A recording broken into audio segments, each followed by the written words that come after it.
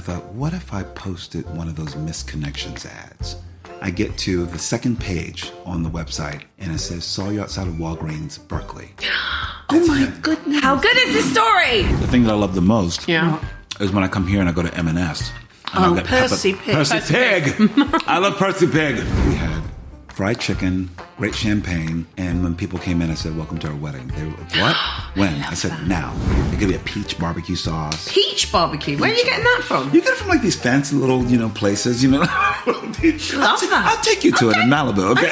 That's the thing that I love the most about M&S is when I lived here, I can always just get like half a sandwich or just a little Oh, bit yeah, of a- you can. You Yeah. can't get that in America. You got to buy the whole goddamn wants thing. a half sandwich, though?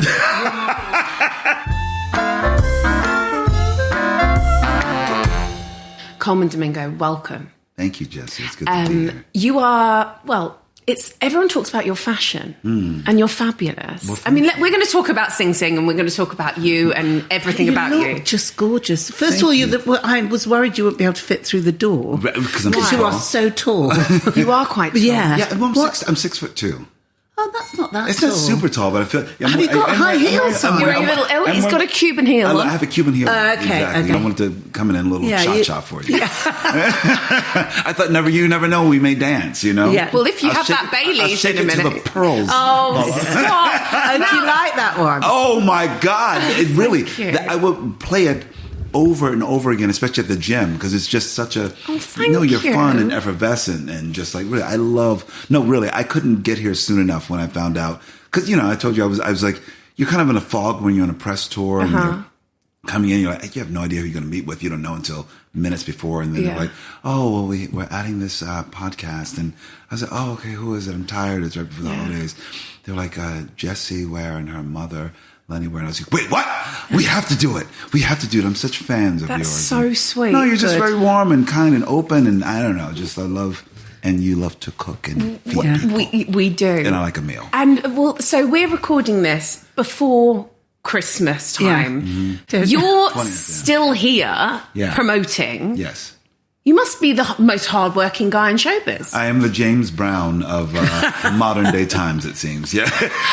But I love what I do, and I love getting out, and really this is the part where I like, I'm from the theater originally. Yeah. I started in small professional theaters, and I love getting out and talking to people. And sometimes when you're just doing film and TV, you don't get this. Yes. So for me, it's that. There's a cat. Are you allergic? I'm allergic, but it's good. No, fine. we can get rid of him. No, He do did- not. Unless you have a Claritin or something. No. Have you got Claritin? Have you got hay fever, Mum? Yeah, but maybe Give him just hay put him fever. outside. Get him out. But do you have any animals? I have no animals at all. I mean, it must be quite hard if you're travelling all the time. He's right? got an allergy as well. Well, yes. But the thing is, I love animals, but I think I wouldn't know where to keep them. I'm not somebody who would want to keep an animal going on a plane with me or something. But I love animals so much. Where do you live exactly? I live in a little town called Malibu, California. Oh, it's my favorite. Isn't it good? It's good, right? I love it. It's perfect, right? My shoulders drop when I drive out of Santa Monica. I just moved there in February because I used to live in a small little suburban town in Southeast LA, and I just moved over there. Which one did you live in? It was a little town called Downey. And it's I've never even heard of it. And let me tell you why you may have heard of it, though. Downey is where the Carpenters are from. Oh, wow. Karen Carpenter grew up in Downey. So everything about Karen Carpenter and the Carpenters is just from this little town. So is it quite kind of quaint and looks like they're on psychedelics and they're kind of smiley? Absolutely. It still has that feel because the houses are very sort of old school, traditional, mid-century houses. Oh, nice. There's a few faux Italian places that, they tore down and built up. But it's a very suburban community. And it was really beautiful. And I was there for 8 years. And then I bought this home by circumstance. I wasn't even in the market for buying a house. But this beautiful home that's really embedded in nature came up. And I have a view of the ocean and it's peace. And I didn't know that I needed it. Listen, people who are on the road all the time, that like, I need a place where it's just really a place I can just be and just be a person and it can't be about art or art making or anything. It really is just like, it's nature and it's me being dirty and putting on my galoshes and getting out to garden and just, I don't know. So your partner Raúl works in fashion, doesn't he? Do you feel like you've learned a lot from him with style, or you were born stylish? It's funny. I think that we both have learned a lot from each other. I think I've always had a sense of style, even as a kid. There's a picture that has gone around every so often that I post from Easter Sunday, 1976. Yeah. And I remember that day in particular because there was a navy blue suit that my mother wanted me to wear. Yeah. But of course, I was a kid and I grew out of the sleeves. And I said, oh, it's okay, I want to wear that jacket anyway. And the jacket was red, white, and blue stripes. Gorgeous. And my mother was just like, oh, no, because my mother was very sort of conservative. Like, oh, no. She's going to change me into a brown suit or something like that, very monochromatic, which is something I actually love to wear now, monochromatic, because that's something about power with that. But I was like, no, I want to wear the jacket. I like it. And I put it on, and she says, oh, and I said, it makes me feel good. And then she looked at me, and I never forget this moment. She says, okay, it's good. Wear what makes you feel good. And so I have this picture Easter Sunday, which is kind of cool, me sitting in the middle of my siblings, and I'm wearing this suit that was like a little, forward, for a kid, but it made me feel good. I'm sitting there with the biggest smile. And so I know that was already impressing me to say, wear what makes you feel good. I love that. I want to go back to Raúl. Is it Raúl? Raúl, yeah. So I know lots of people. Well, I learnt this story of how they met, and I know you've probably said this so many times, but I feel like you need to tell my mum how you met because it's heaven. Okay, it should be on like this modern love. Should it be that it's like it? Well, it's a meet cute. It's funny. It's funny because I told the story once in GQ magazine for their Love issue a few years ago, and then Graham Norton invited me on, and he got wind of the story, and I told him last year, and I think I know why people love this story, and I'll tell you.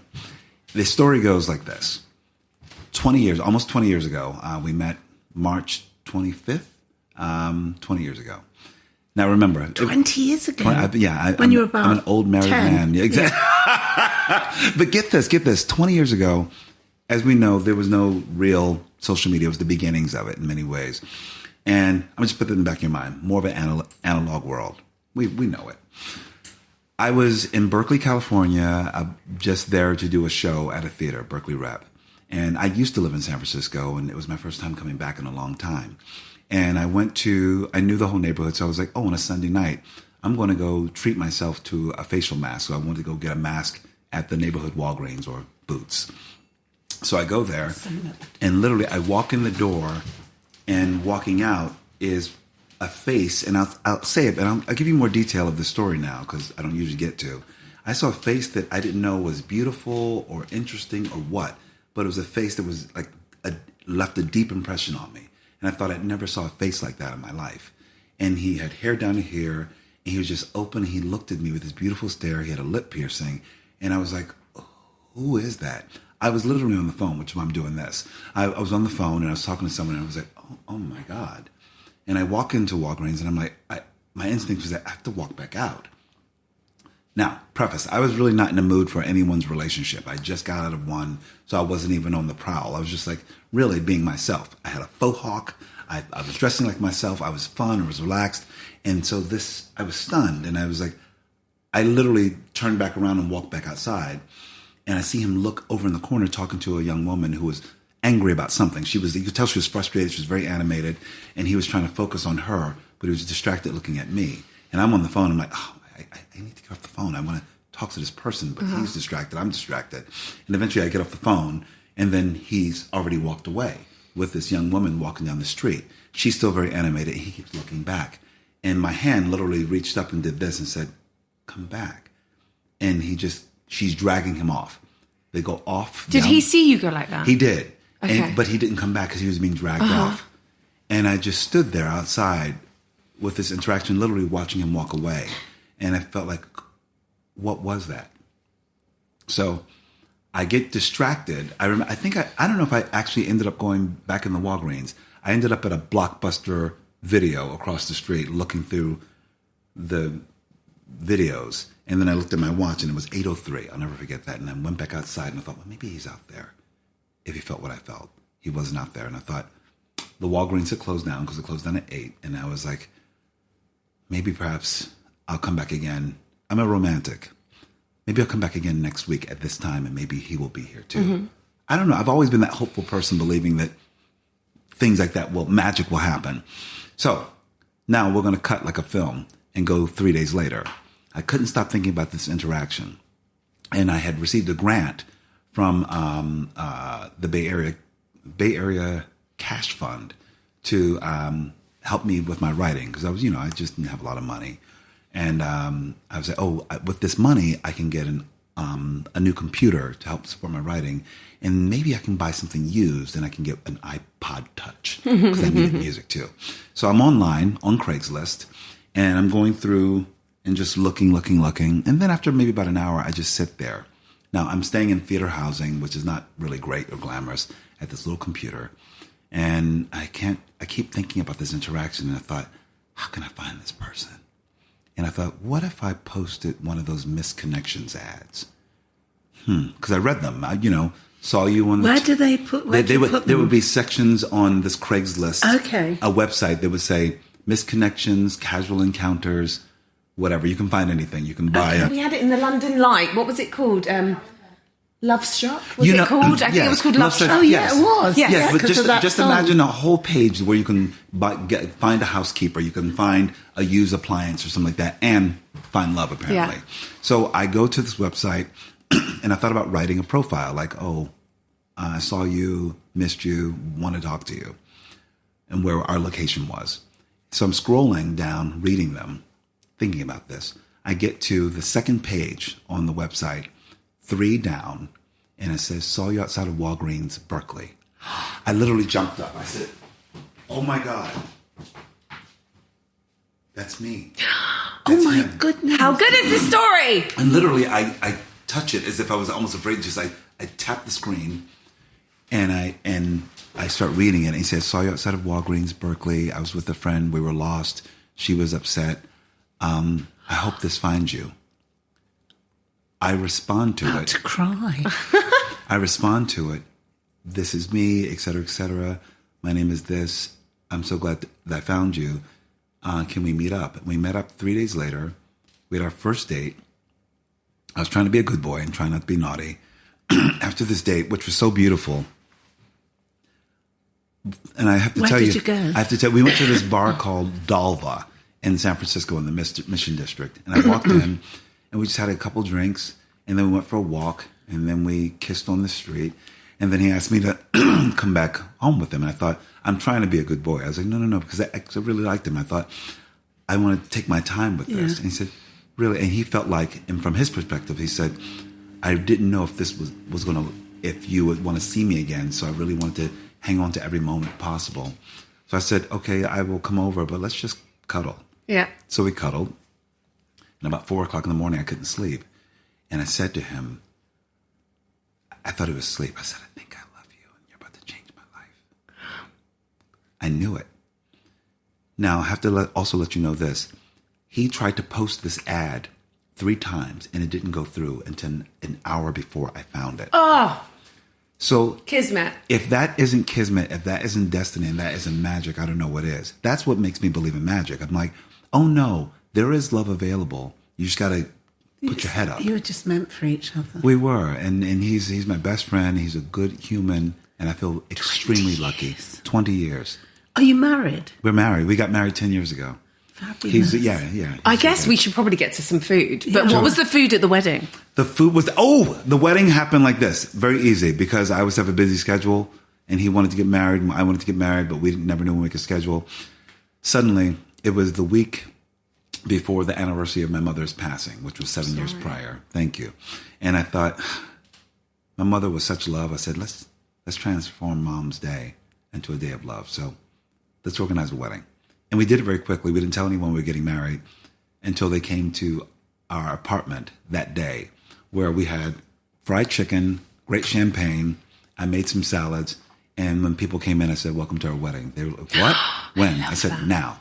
It was a surprise, because we don't want to put anyone out. Yeah. Everyone came in. We created the wedding in a moment. My friend Ari sang a beautiful song called Breadcrumbs, about meant to be. And yeah, exactly. And then it's Breadcrumbs. And then we just ate, drank, and laughed until 5 o'clock in the morning, Beautiful. So that's what we ate. We ate fried chicken and some really good salads that I made. And I don't like to be fussy at all in any way. So I'm very relaxed, and that's the way I wanted it, and that's the way he wanted it. I'm going to get back to you being obviously quite a good cook, but let's start at the beginning. Where you grew up, it was in Philly. Philly.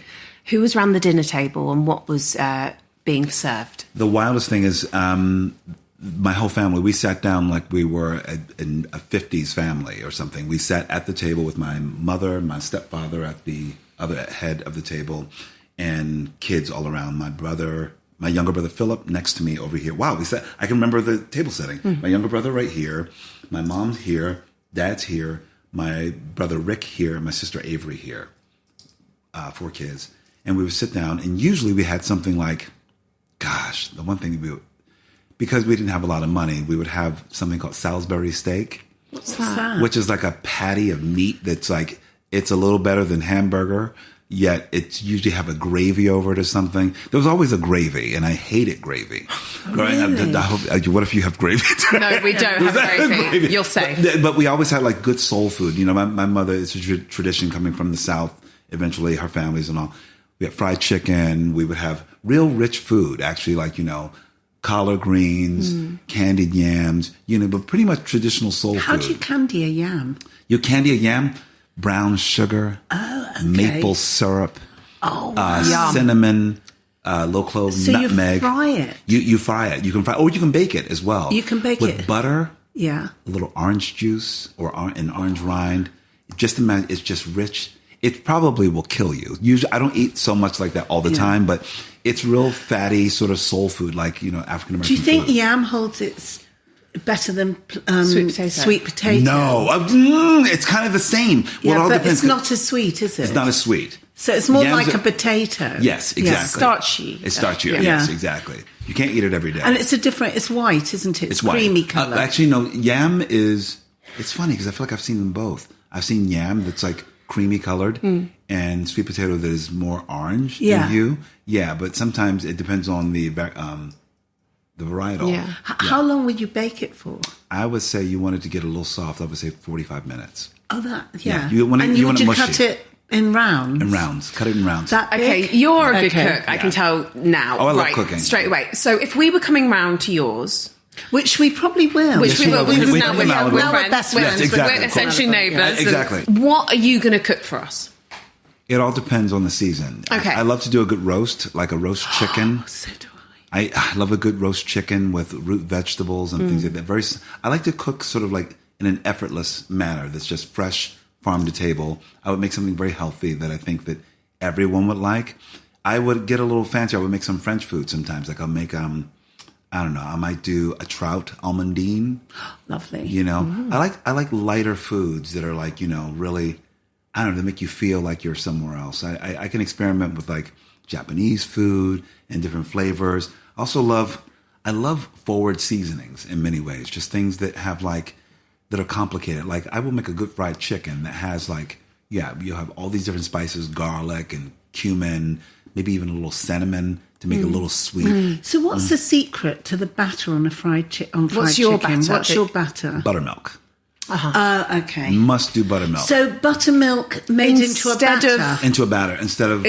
so buttermilk's... Instead of milk. I also saw something where instead of using the egg to be the glue, you would use buttermilk instead. That's your glue. Everything sticks to it, and all the seasoning will stick to it as well. So you want to get, and the thing is about frying it though, because you want to get it to a real. You need it at a very high heat. Have you got a deep fryer? I don't have a deep fryer. I still go very old school. And what do you fry it in? Oil? You fry it in oil. Which oil do you use? Because you have a funny one there, canola. Everyone's using avocado oil. Everyone's using avocado oil, but but I like like peanut oil. Peanut oil to fry something in. Five Guys use peanut oil. But we don't get peanut oil here. Well, Five Guys have got it, so I don't know where they're getting it from. Because you know where I learned how to use peanut oil? When I worked at McDonald's. Is that what they use? That's why the fries are so good. Because it gets a good high heat. Beef fat.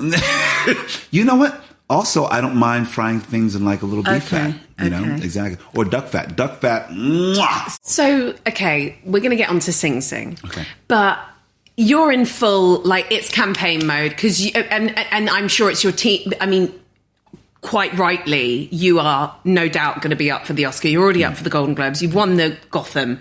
Like, it's looking pretty bloody good. So you were up for a Golden Globe. Have you been nominated for anything else? He was up for an Oscar last year, Mum. No, I know that. For this for they haven't come out yet, have they? Yes, I've been nominated, but there's been a lot of, like, this. My film has been out since, like, last September. Yeah. So there's been a nice, long runway. We've been playing regional festivals around the country, around the world. And we've stacked up a lot of honors, which has been great. And not only for myself, but my castmates and the ensemble and the film. That's been beautiful, because I feel like it does feel like it's been a grassroots way of getting the film out. Has Divine G got a nom? Yes, he actually won. He actually won the supporting for the Gotham as well, which has been great. I mean, that I've got goosebumps thinking about you two together, because he's a beautiful performer. There was this tension where I was like, I didn't know what was going to happen in this film, but I was like, I'm worried he's going to fucking kill him or something. And there was that tension when he goes and reads for Hamlet. I'm not going to give anything away. And your character is just kind of like, hang on, like, and there's just like this real, and then this beautiful tenderness and friendship and brotherhood that happens, well, with all the cast, but that's the one that you're like, which way is it going to go, right? And doesn't that say something about, like, the possibility of someone that you feel like you have nothing in common with? Both of these characters felt like, even in the confines of a prison, felt like they had nothing to do with each other. And then you find out that you're probably more alike than unalike. Yeah. You just have different ways of approaching something. So for me, that's what it's about. And that, there's a tension throughout the film, and it's constantly shifting perceptions of people. Yes. And what the possibility is. Like, my favorite moment, and this won't give too much away, but there's a word, maybe I won't say what the word is. There's a word that is used in the film that is an offering of grace. When someone says, oh, we don't use that word in prison, we use the word this when it comes to brotherhood. And for me, that was a gift that Clarence actually gave me when we were trying to figure out the script. And he said, it was an offering of a word. And we're like, wow, what a transformative word. I would never imagine these hyper-masculine men in this environment to use this word. It's a word of transformation. It's a word I think that more men need to invite into their whole DNA, which will change them and shift them. So Clarence is also a writer. He was involved in the screenplay. But also in the RTA program, which for people, I mean, you're going to explain this much better, but for people that haven't seen Sing Sing, can you describe the program that this all centers around? Yeah, our film Sing Sing is centered on this program, and that was started at Sing Sing Prison, which is the maximum security prison in upstate New York. And there's a beautiful gem of a program that was founded by a lot of the members there who just wanted to do something different. They wanted to, let's put on a play. Let's see if some volunteers will come in, teach them acting skills. And they started by just playing. And you're like, oh, this is good, this is fun, this is interesting. But then these real things started to happen. As we know, anyone who loves theater is like, what does it develop?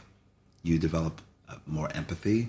You start to break down your own barriers and things that you've had trial and trauma with. You can name a feeling, and you can do some process work to become a bit more evolved. And they start to realize it was having a profound effect on these inmates. So much so that this is a number that I love to put out in the world.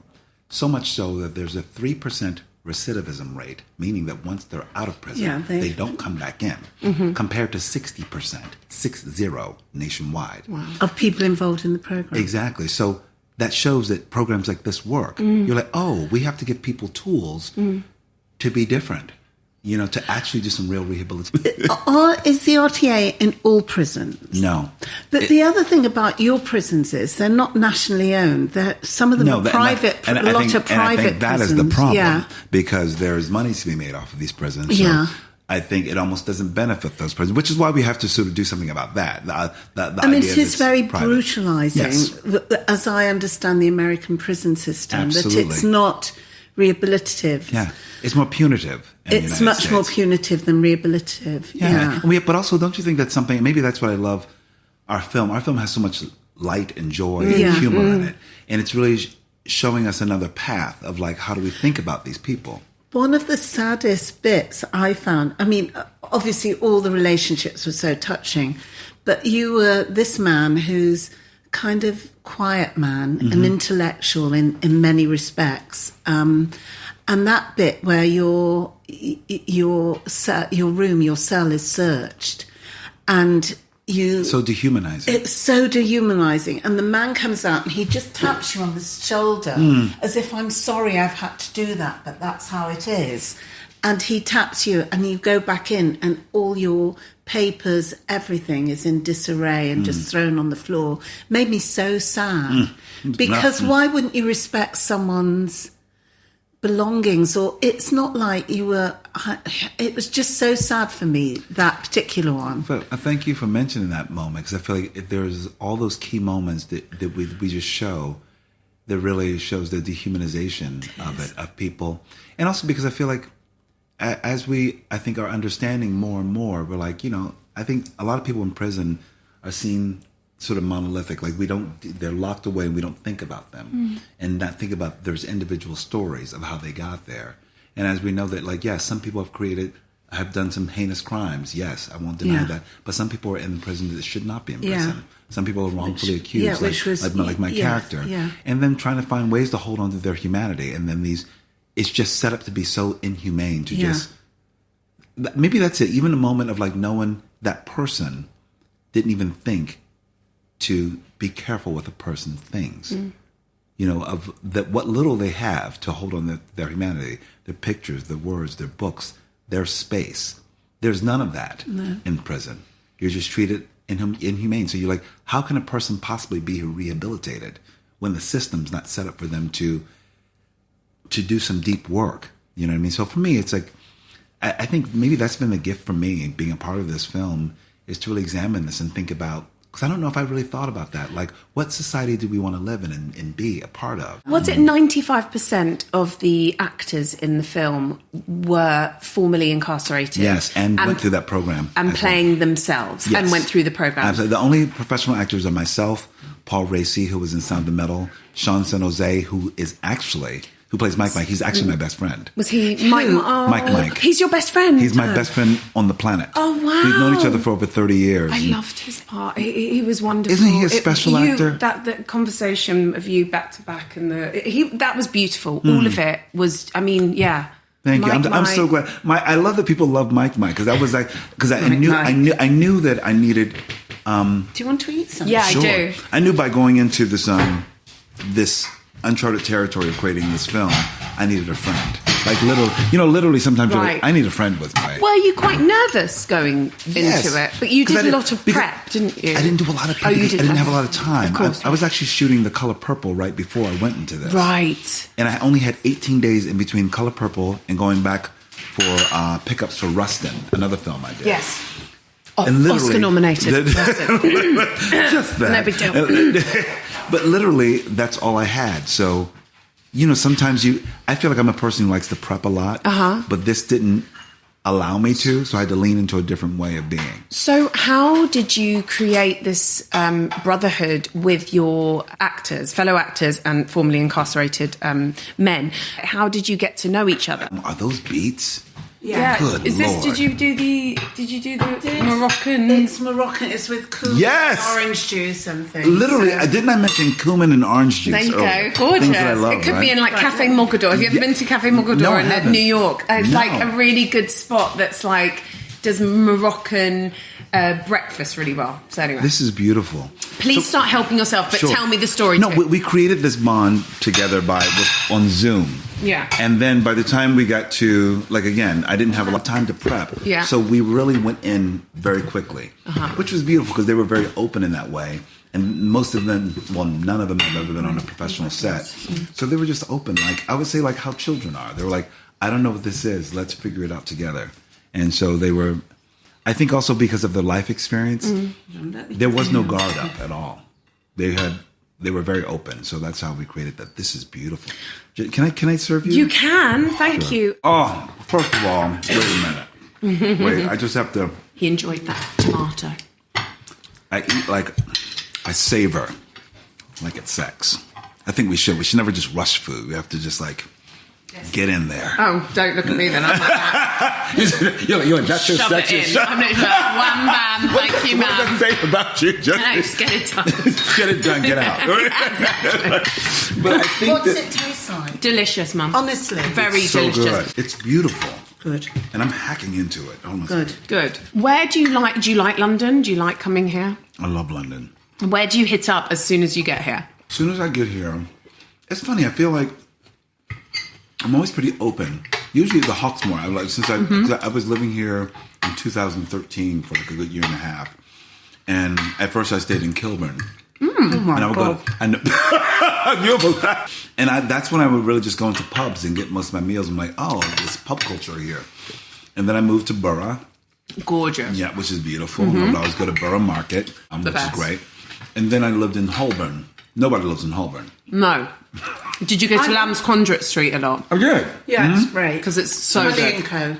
Yeah, I would eat at the Hoxton Holborn usually for breakfast. Okay, yeah. They always made a great... That's where the first time I really discovered like sort of avocado toasts. Again, this is like 2013, and avocado toast was not a thing in the States. Wasn't it? Oh, because it came from Australia, didn't it? Yeah. Oh, Bill Granger, who passed away, yeah. Yeah, the moment I was over here, I was like, oh, avocado toast. And my friends would be like, is that guacamole on bread? I'm like, no, it's avocado toast. Oh, so you know London really well. Mm-hmm. And it's funny, I love... I guess usually when I'm here for press or something, I would stay in Soho. Mm-hmm. But I love East London. I love like Dalston. I love Hackney. Mm-hmm. I love real neighborhoods. That's why I was very excited to come down here because I'd never been down here. I've been as far as Brixton, and then I'm like, what? I just love these neighborhoods because they always have a good center.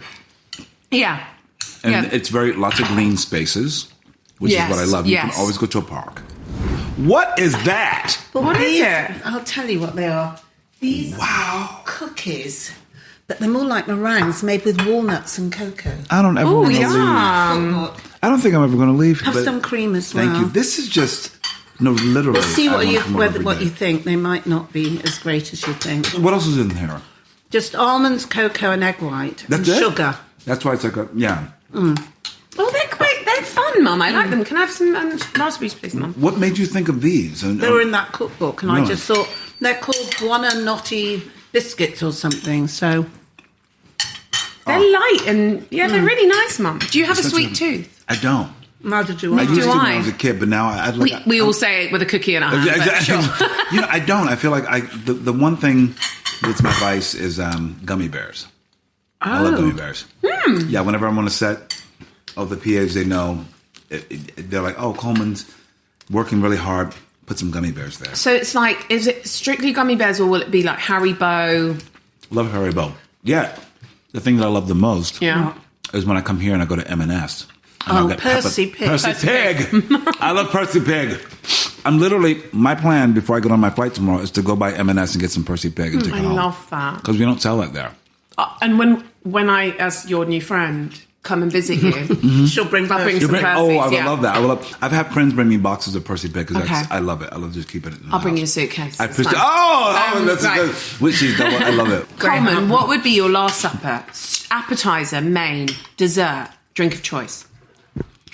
My appetizer, because this is something I've done ever since I was 21 years old. Every birthday, I go sit somewhere and have by myself a glass of champagne and a dozen oysters.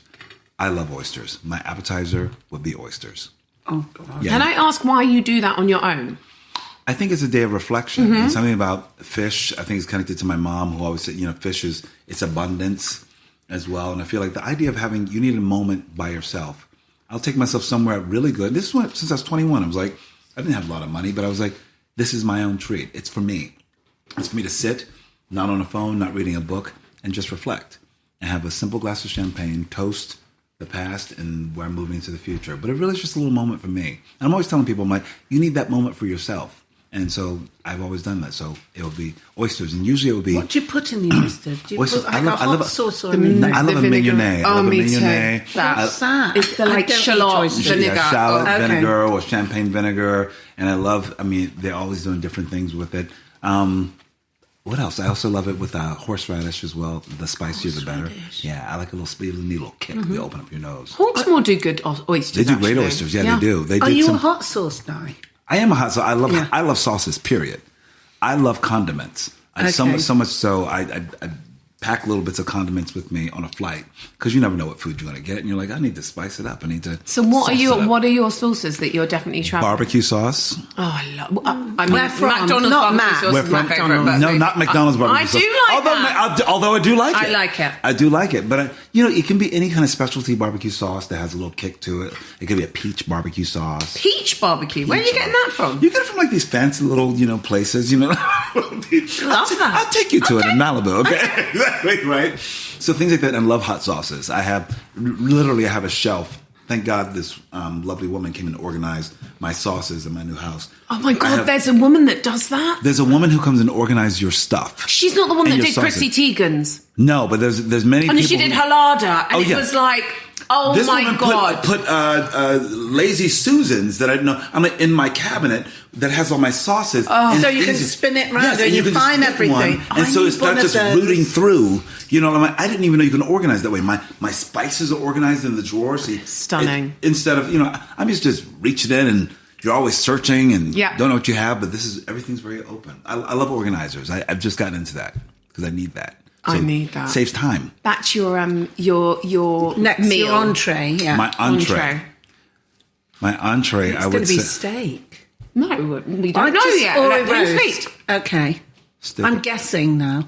I think it's something that I know I can't live without. This is my last supper, right? Mm-hmm. Yeah. But you're not going to heaven, or you're not going to be executed. I don't know. It can be interrupted, whichever. We're definitely not going death row. Well, given that we're not. Do they have a death row at Sing Sing? I don't know. I'm sure they do. Yeah. Did you actually go in the prison? I meant to ask you. We didn't go in. We actually shot the exteriors there, but we shot the interiors at a decommissioned prison. So okay. So they never let you inside. No. I'm sure I don't want to go in either. So your main? My main, I think. Is it main with sides or whatever you want? Okay, my main is probably it's a thing that I do very well, which is in the summer for 6 hours I smoke ribs. I smoke pork ribs, and I do it really beautifully with brown sugar and a little apple cider vinegar, maybe a little pineapple juice, and it takes its time. You start with putting it in foil, put it in the roaster for this smoker for 2 hours, pull it back out, then the butter goes on. It's all this nurturing. So you've got your own smoker. I have my own smoker. Is it a green egg? It's not a green egg. Okay. I don't know.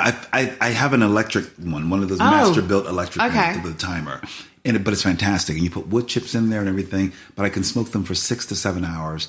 It would be smoked barbecue pork ribs. Wow! What are the sides? Sides. You got to go with collard greens. What's a collard green? They're like the stewed, they're gorgeous. You mean like spring green? They're like kale. They're closer to kale. No, kale or chard? They're a bit more like chard, no? No, it's more like kale. But they take the flavor in a great way. You usually put them in a pot, and you start with like some chicken stock, and you also got to have a piece of smoked meat. Yeah, usually like ham. Like ham, but then it's like a cabbage, like a ham hock or something. You put it in there as well. Let it all stew in there with garlic and whatever seasonings you want.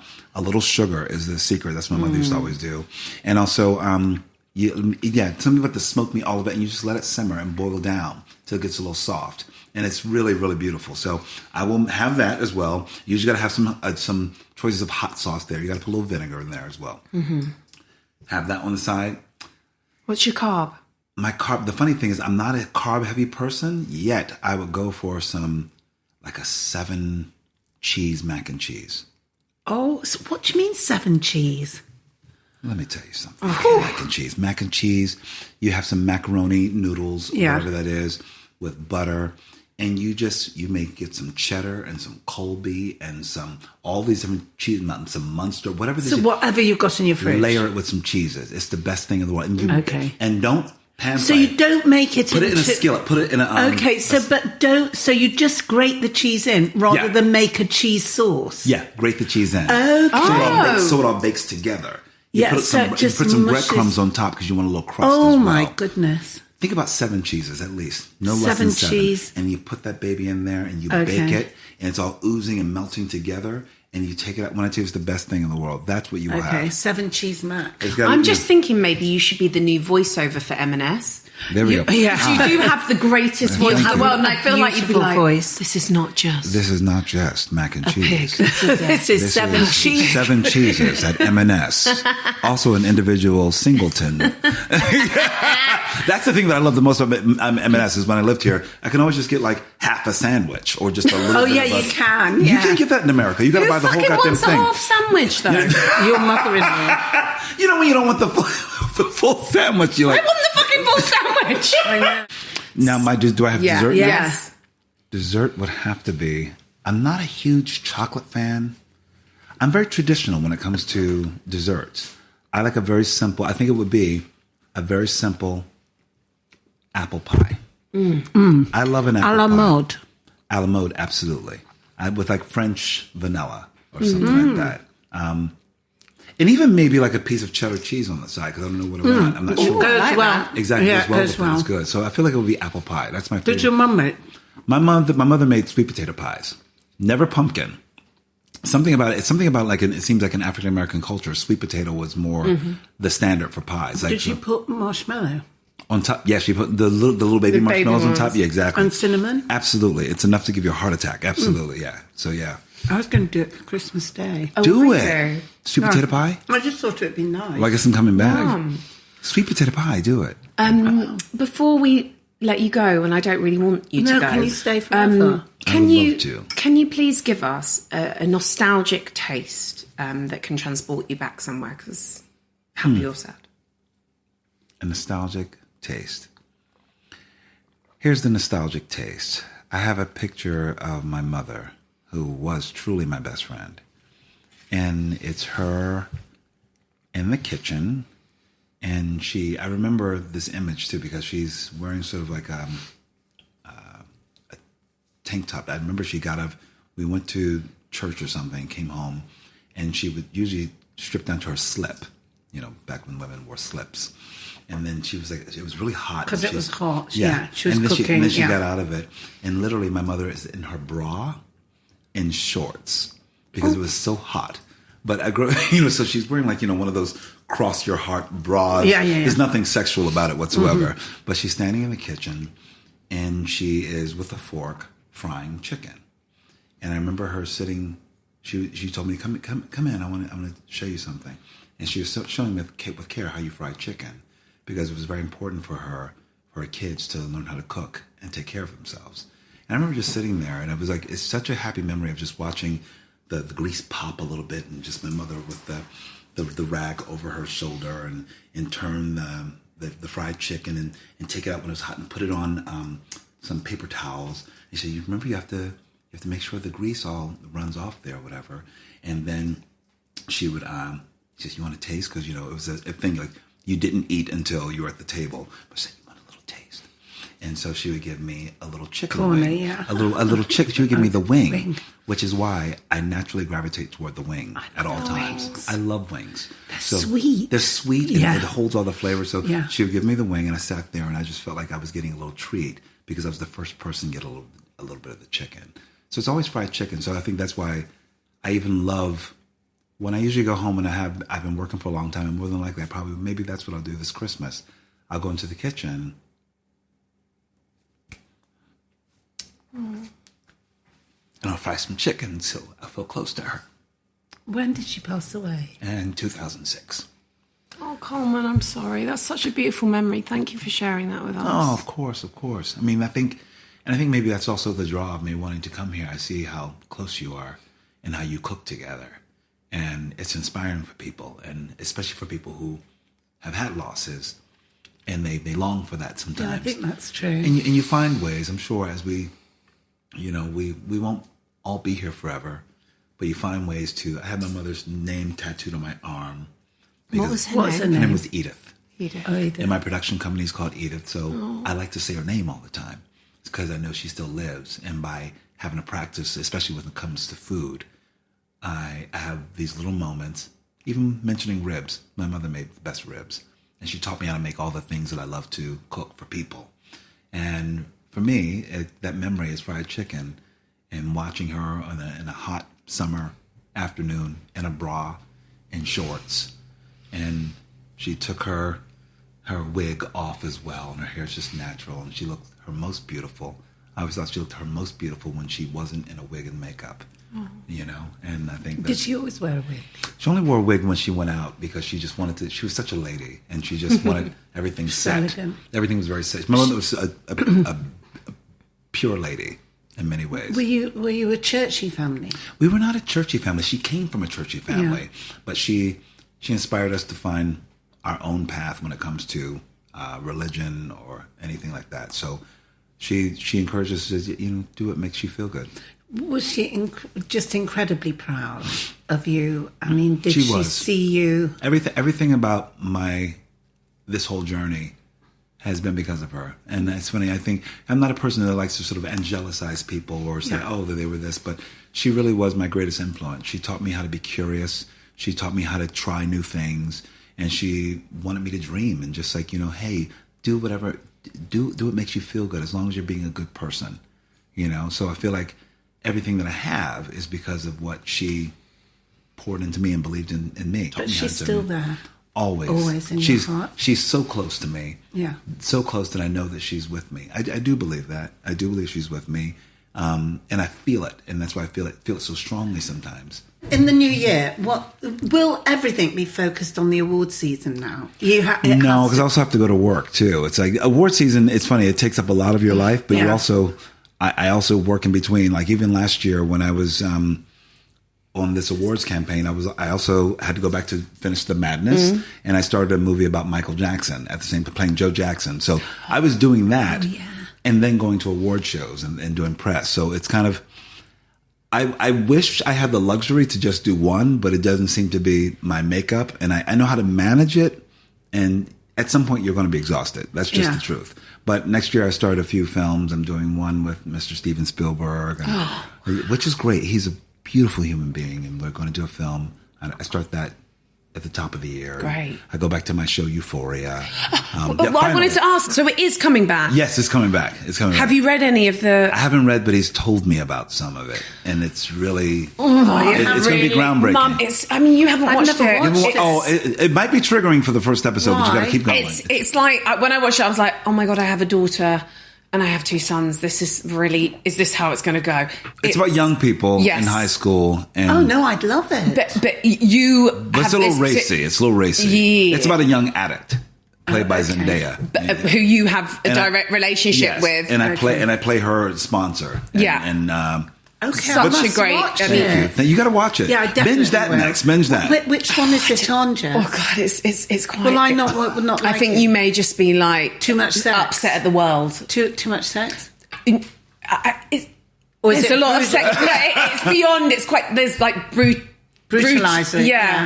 But there's a reason for it. You'll get to it. And then you'll get to some special episodes in the center where it's just like me and Zendaya sitting at a diner talking. Okay. And that won't be triggering at all. You can even watch that out of context. And you want to get some contextualization of the show, watch the special episode with just me and Zendaya in a diner. It's called Trouble Don't Last Always, the episode. Okay, and is this on Netflix? It's on HBO in the States. So what is that here? I think I watched it on Sky. Amazon? I think it's Sky Atlantic. What's it on? It's Sky Atlantic.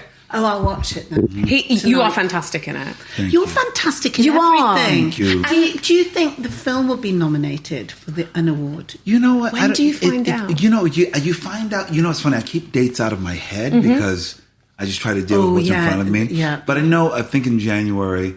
The beautiful thing is I have hopes for the film because I think of the messages of the film. I don't feel this way about everything, but I feel like if this film gets a nomination or even a win, it's incredible for everything about it. The way we've made the film when it comes to the financial parity, because everyone in the film owns the film. Equal pay.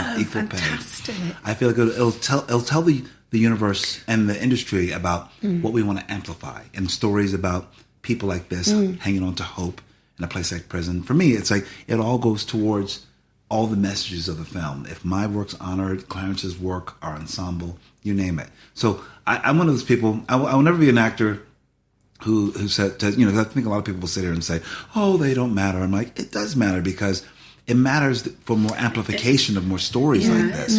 You know, so you know, like, it's recognition, so you can keep singing songs and playing music, and you're like, if there's analytics that in acknowledgement that means something to systems, and if it helps amplify and push it forward, I say, why not?